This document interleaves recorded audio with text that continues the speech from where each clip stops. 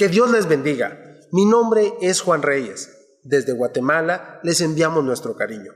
Es un privilegio poder estar en Irradia 2020. Y quiero dar inicio a este tiempo mencionando algo que para todo el mundo es sabido. Y es que este año 2020 ha sido un año complicado y de muchos cambios, y de cambios muy rápidos.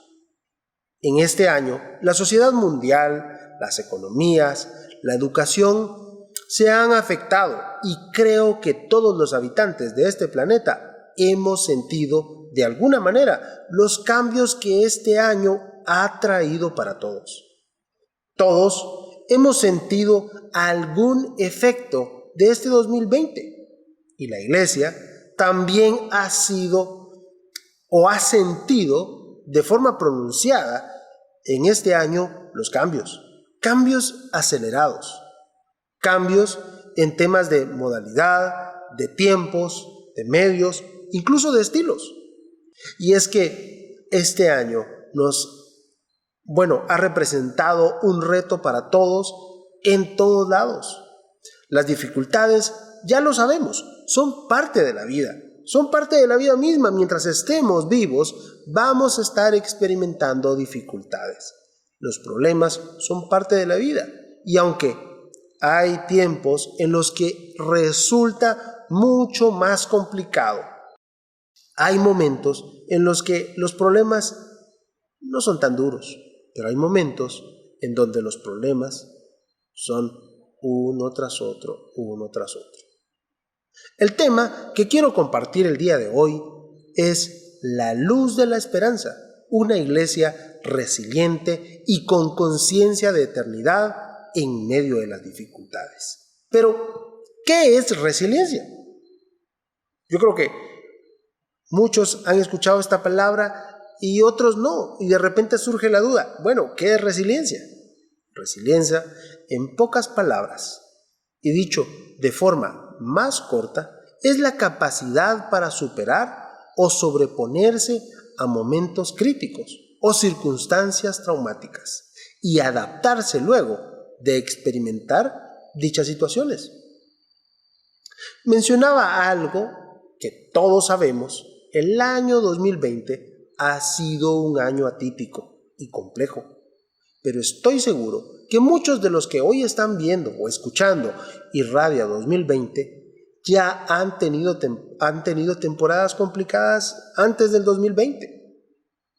No digamos un año, porque en ocasiones las temporadas complicadas o los momentos complicados no son solamente como este 2020 o como este momento, sino en muchas ocasiones las temporadas complicadas a veces pueden ser de días, pero un solo día muy complicado, un solo día en donde viene un problema y otro problema y como que pareciera que las dificultades por momentos se ponen de acuerdo para venir de un solo.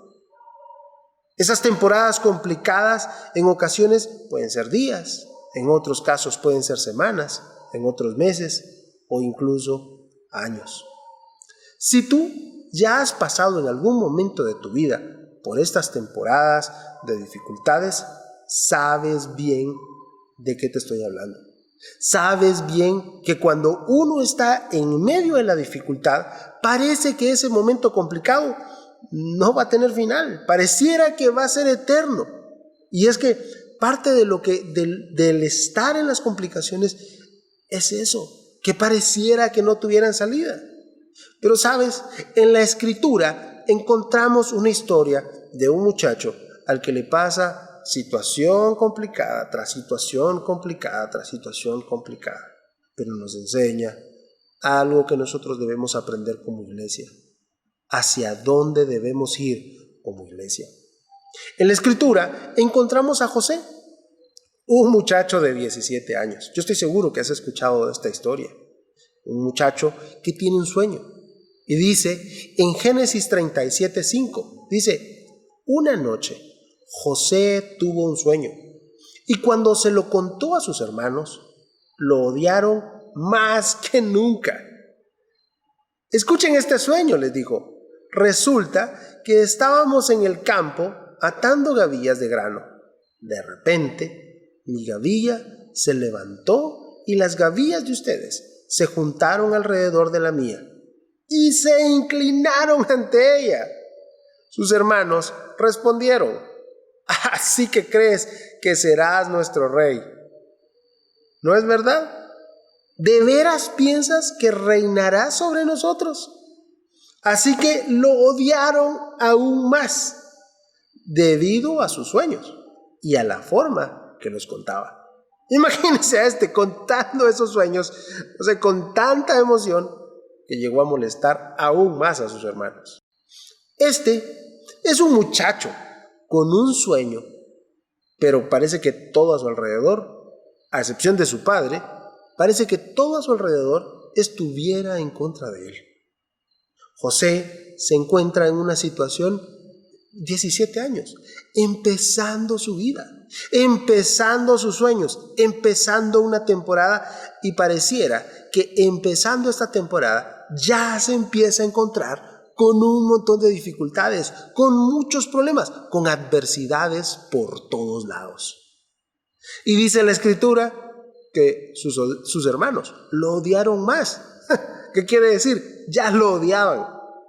Ese sueño quizás fue la gota que rebalsó esa copa, que rebalsó ese vaso. Ya lo odiaban.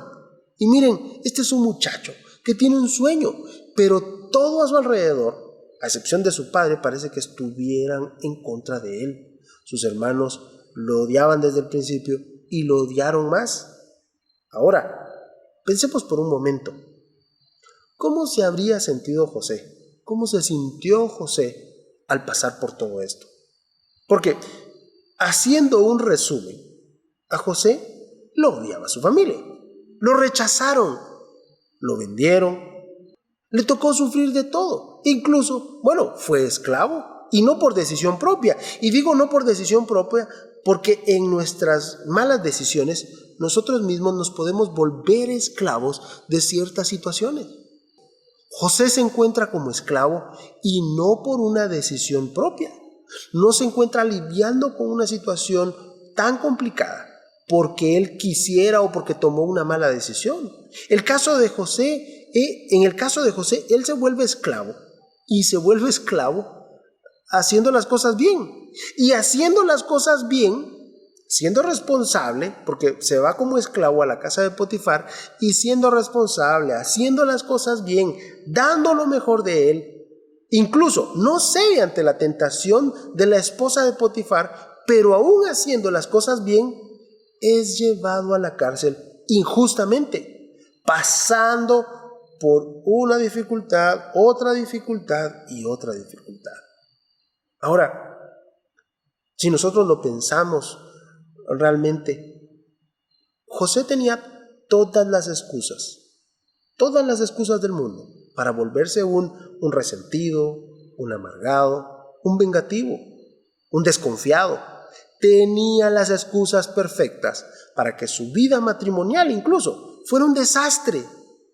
Y peor aún, con poder, porque todos sabemos, es nombrado segundo de Egipto. Y ahí como segundo de Egipto, en ese punto, nosotros sabemos si a una persona se le da poder, como que el resentimiento, el enojo, el egocentrismo, como que se magnificara. Y uno podría esperar que con José pasara lo mismo.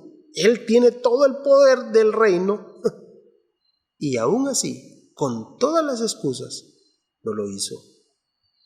José no lo hizo.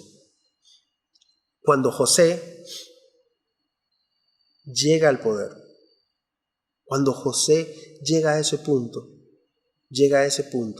pero tiene un corazón sano.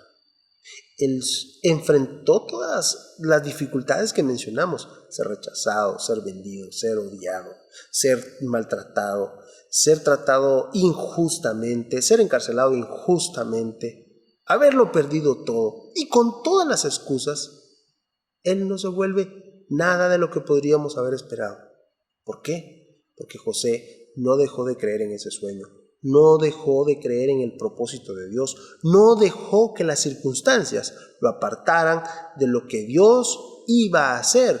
Y gracias a esa capacidad de José de superar esa mala etapa, José se convirtió en el medio que Dios usó para salvar a miles. Gracias a esa capacidad de resiliencia que José tuvo, fue que se convirtió en un medio para salvar la vida de miles. En José encontramos una figura resiliente, alguien que superó, alguien que supo sobreponerse a momentos críticos, circunstancias traumáticas y adaptarse luego de experimentar dichas situaciones para el bien. Y no solo para su bien, sino para el bien de miles. Así como en la narración de José, él se convirtió en el medio para que otros miles se salvaran. Ese es el papel que nos corresponde a nosotros como iglesia hoy en día. A nosotros nos corresponde ser la luz de esperanza para el mundo, ser la luz de esperanza para nuestro entorno, ser la luz de esperanza ahí en donde vivimos. Eso es lo que nos toca hacer a nosotros, así como José. Qué lindo es saber que José tuvo un final espectacular, pero ese trayecto de sufrir y superar es algo que nos corresponde a nosotros como iglesia. Ese es nuestro papel. José supo superar esas dificultades para que no lo dañaran y se convirtió en el medio que Dios usó para salvar a miles. Ese es el papel de la iglesia hoy en día. Superar, ser la luz de esperanza en donde está. La iglesia debe ser ese medio para que todos puedan encontrarse con Jesús, nuestro Salvador. Pero pasamos mucho tiempo viendo las cosas que no son importantes. De repente dormidos en nuestra comodidad de iglesia y nos quedamos atorados en lo que nos pasó. Y no quiero minimizar las dificultades que hayas pasado. Quiero decirte que esas dificultades no las quiero hacer pensar como que son mínimas. No, yo no sé todas las dificultades que has pasado. No quiero minimizar todas las cosas por las que te haya tocado pasar, pero quiero decirte que mayor es Dios. Mayor es Dios que tus dificultades. Mayor es Dios que tus problemas. Y esos problemas, esas dificultades, ese pasado, debes llevarlo a los pies de Cristo. Y Él es quien puede cambiar tus circunstancias. Jesús es la esperanza para este mundo, es la esperanza para ti, es la esperanza para mí y es la esperanza para todo aquel que esté pasando un momento complicado, una temporada de dificultades. Este tiempo tiene la particularidad también de ser relativista, donde pareciera que todo es relativo. Todo depende del punto de vista del que se esté viendo. Y el enemigo ha puesto mucho de sus esfuerzos para que nosotros o para que el mundo crea que solo basta con creer en algo superior, que solo basta con sentirse bien porque creemos que existe algo superior. Pero ¿sabes qué? No basta solo con creer que hay algo superior. Deben conocer a Jesús, deben conocer a su Salvador. El mundo debe conocer a Jesús. ¿Y quién es el medio para que el mundo conozca a Jesús? La iglesia. El mundo debe conocer a Jesús, quien es el alimento que necesitan para no morir.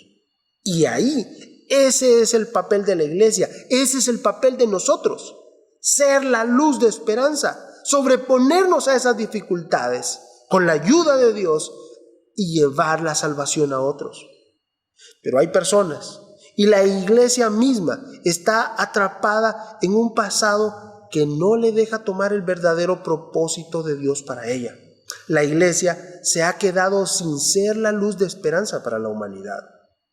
En la Escritura encontramos la narración de un hombre paralítico en un estanque. Podemos leer en Juan 5, 1 al 14, una narración donde Jesús interviene y nos enseña una gran lección.